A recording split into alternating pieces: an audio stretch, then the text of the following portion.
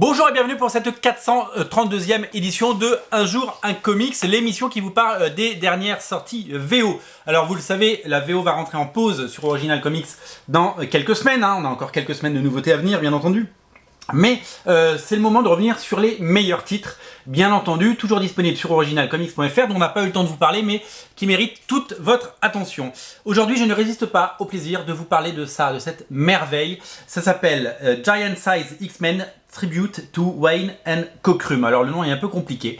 En fait, à l'occasion des 40 ans de Giant Size X-Men, eh bien, Marvel a décidé, de vous proposer un numéro hommage avec la jeune garde, avec les dessinateurs d'aujourd'hui, qui ont repris le script de Len Wein et qui ont les dialogues, tout, et qui ont décidé de le redessiner. Donc ce n'est pas Dave Cockrum qui dessine, lui il ne fait que cette magnifique variante que j'ai là et que je trouve absolument superbe. Du coup j'ai pris les deux moi, je me suis pas embêté.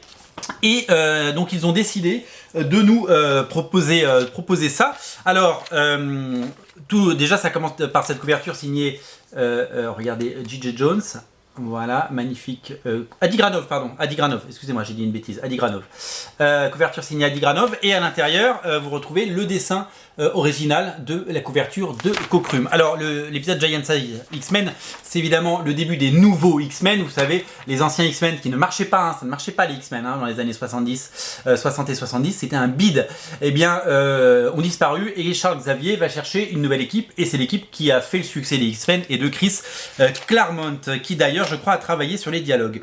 Et donc du coup, quand vous voyez ces dessins, vous voyez des dessinateurs, en fait, et ils ont fait appel à une quarantaine de dessinateurs pour, bien entendu, nous proposer une relecture de chaque page. Alors je vais vous montrer les pages les plus iconiques. Là c'est Alex Ross qui fait la première. Regardez les pages où Diablo se fait poursuivre par exemple. Regardez comme c'est impressionnant. C'est dessiné par Kevin Nolan et Chris Samnee. La page, qu'est-ce que je peux vous montrer notamment?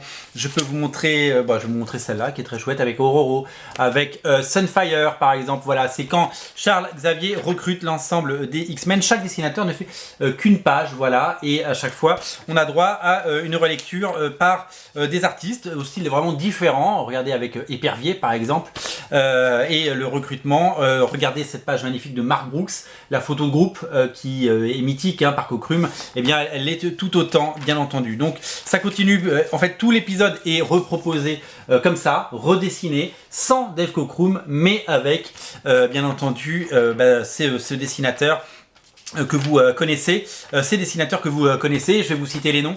Ils sont tous plus ou moins connus, mais tous sont des talents de venir.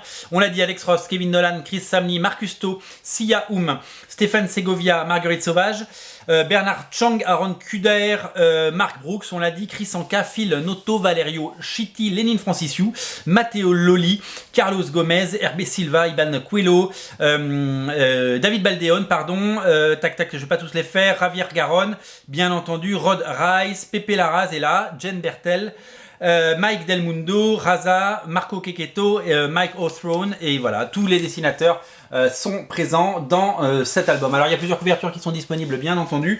Il y a celle-là que je vous ai montrée. Où est-ce que j'ai mis l'autre? Ça c'est la couverture normale de Adi Granov et ça c'est la couverture de Dave Cockrum. Elles sont au même prix, elles sont incontournables et elles sont là sur originalcomics.fr. Ne les ratez sous aucun prétexte. C'est un énorme coup de cœur, vraiment craqué pour cette merveille. Salut!